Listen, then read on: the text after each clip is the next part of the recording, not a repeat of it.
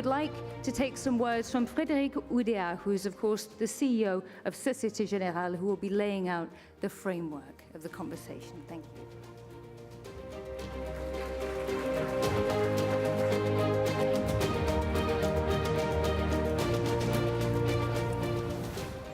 Hello, dear all, good afternoon. I hope you're not too sleepy, and I will try to keep you wake up because there's a wonderful panel to come. I'm really delighted to participate to this Global Roundtable 2018, as I think we share the same convictions and willingness to move forward and have a positive impact in building the world of tomorrow. It seems that there's a growing awareness, a growing sense of urgency, and a growing willingness to effectively commit and engage. It seems to me that we collectively have two main crucial challenges ahead for the sustainable future of the planet. First of all, there is a need to progress alongside the 17 Sustainable Development Goals, for which an estimated $5 to $7 trillion a year of finance until 2030 is needed. And in parallel, of course, we share the critical goal to limit the global warming below 2 or even 1.5 degree additional temperature to avert a disaster whose warming signs are already visible. This calls for a collective leap to engage in rapid and deep transformations.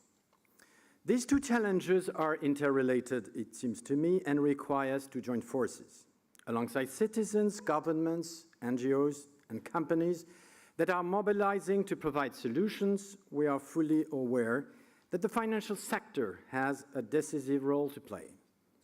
Plenty of initiatives are underway, but the issue is to scale up the positive impact of our actions altogether. So today I would like to share with you my views on three things.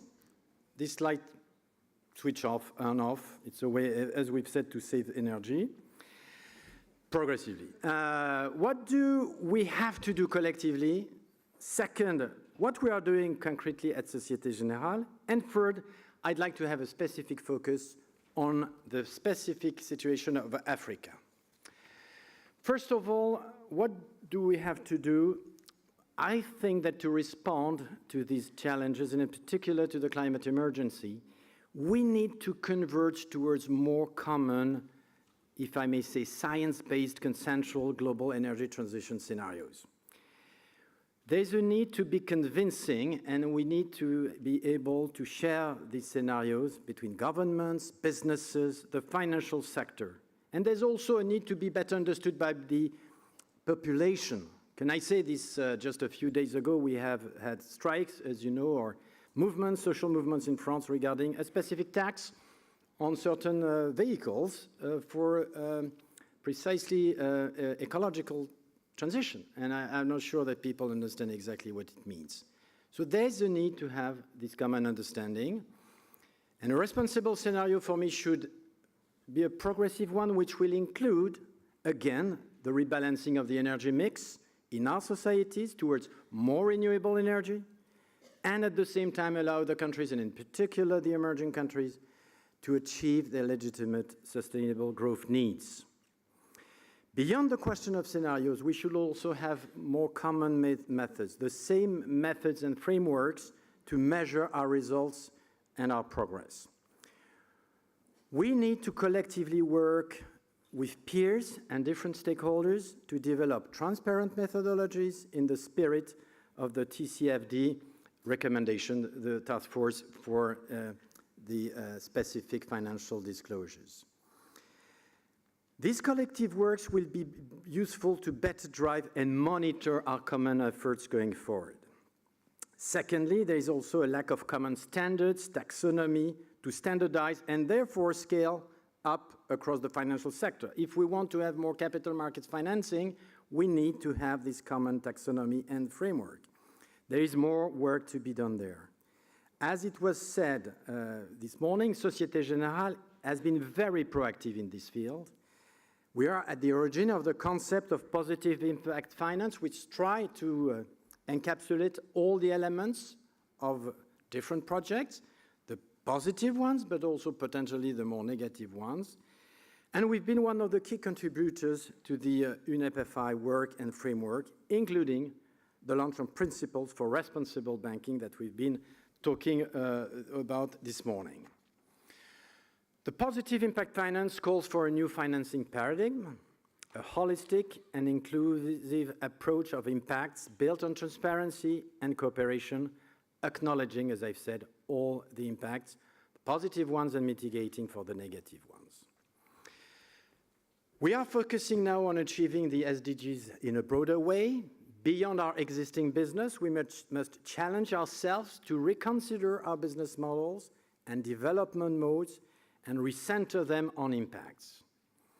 To find out more, I really encourage you to attend the roundtable, which will just follow, as well as the panel entitled Mainstream Impact Analysis, which will take place tomorrow. Both discussions will be the occasion to share the works, summarizing the UNEP FI Rethinking Impacts to Finance the SDGs report, co-authored with Société Générale. We will continue, certainly, to help and work on these new common impact-based frameworks.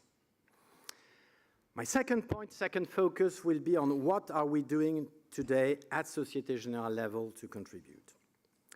Our long-term vision is that it is indeed our commission to be contributing to the positive transformation of the world.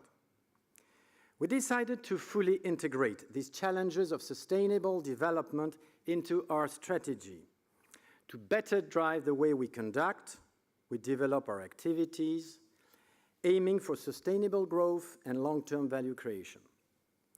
So last year, when we defined our strategy for the coming 3 years, we have decided to entrench the CSR objectives we had identified after a wide consultation of our different stakeholders.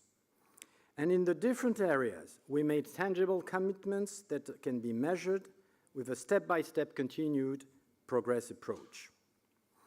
A key priority for us, as one of the world leaders in energy financing, is of course to contribute to the energy transition and the limitation of global warming. Since 2015 and the Paris Agreement, we committed to work to progressively align our activities with the below 2 degrees scenario. Our approach is founded on voluntary and pragmatic commitments to support our clients in their own transition, as well as rebalance our financing portfolio.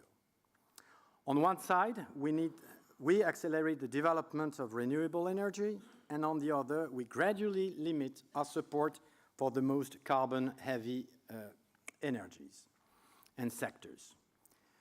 To this end, we decided last year to contribute by 100 billion euro between 2016 and 2020 to finance the energy transition. At the publication of our last third quarter results, we have announced that we had already achieved 58% of the target at end of September, including 16 billion in advisory and financing renewable energy projects. The target is actually already reached, and 42 billion of green bonds issuances, lead or co-lead by the bank, and we are on track to meet our 85 billion euro objective. This represents over 50 green, social, and sustainability bonds we had managed since 2016, accompanying our clients in the sustainable bond market. And effectively, we are trying to innovate and be a pioneer in certain transactions. I just would like to mention one, which is actually for a subsidiary of Société Générale. We issued, just very recently, a few weeks ago, a 500 million euro of green bond made by a subsidiary ALD, which is a car fleet financing business. It's the world leader in fleet management, car fleet management, developing new areas of mobility sector. The issuance has set the bar very high in terms of impact assessment. This issuance was based on a very precise analysis of, across the life cycle of each vehicle, the CO2 emission. We also brought innovation in Asia, for example, as the first foreign bank to issue Taiwanese dollar-denominated positive impact bonds to fund renewable energy projects in Taiwan. Let me also mention another interesting initiative.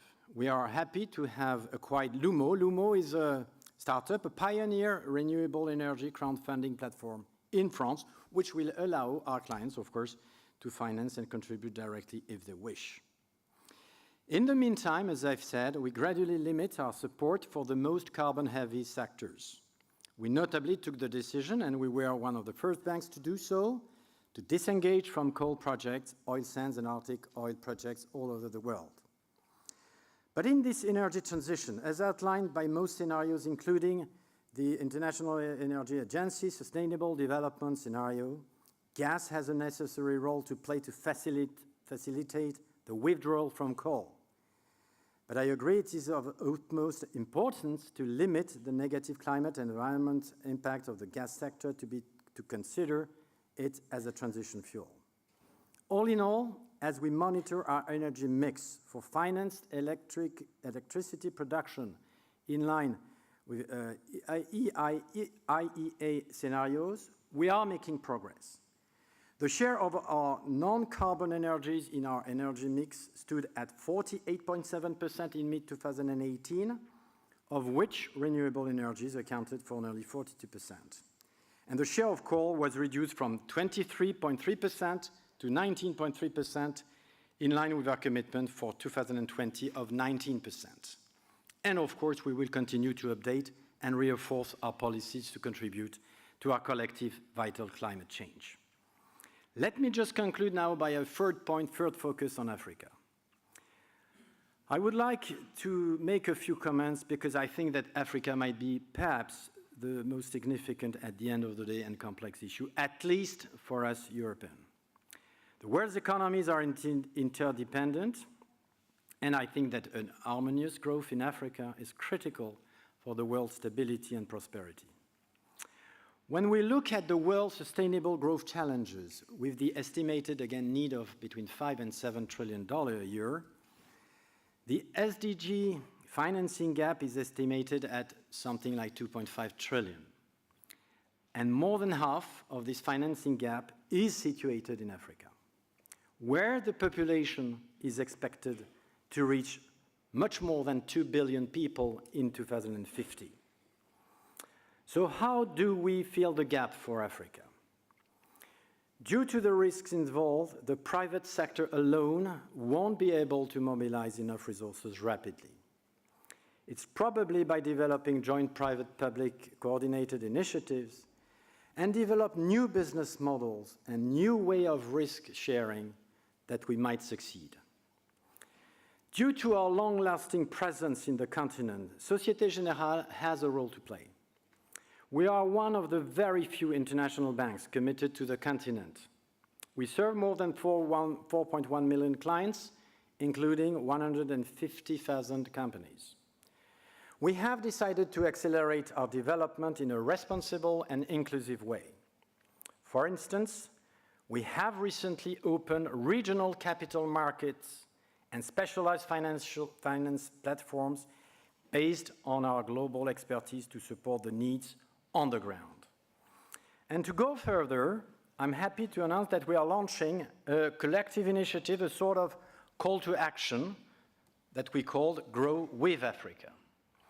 The word with is key to us, as we believe it's by building on local strengths and bringing local and international partners together that we will trigger new investments and sustainable growth in Africa. More specifically, we plan to develop this initiative in the 4 following key areas. Support the development of African SMEs, participate in the financing of the essential infrastructures. We will closely work together with the local and international partners to develop infrastructures in energy, transport and mobility, water and waste management, contribution to the development of sustainable cities. Develop innovative financing of agriculture sectors and the energy sector. The idea is to ensure the widest possible access, including by promoting renewable energy sources in unconnected areas. And fourth, offer services that promote people's development through financial inclusion in countries where the banking penetration is very modest. We will notably continue to develop our electronic wallet called UNEP. It's a way, again, to provide financial services to people who do not access the banking sector. All in all, what I would like to say as a conclusion is that we aim to have an integrated approach when we interact with our various stakeholders. We mobilize our expertise, all our expertise, to gain a better and more holistic understanding of these challenges and address them in an innovative and positive way, step by step. We are not the only ones. Each of us takes steps for the world of tomorrow and to preserve our planet. But we can only succeed if we work together, if we coordinate our efforts and cooperate in an unprecedented and decisive way. This is why we are all here today, and this should be our top priority. Thank you for your attention.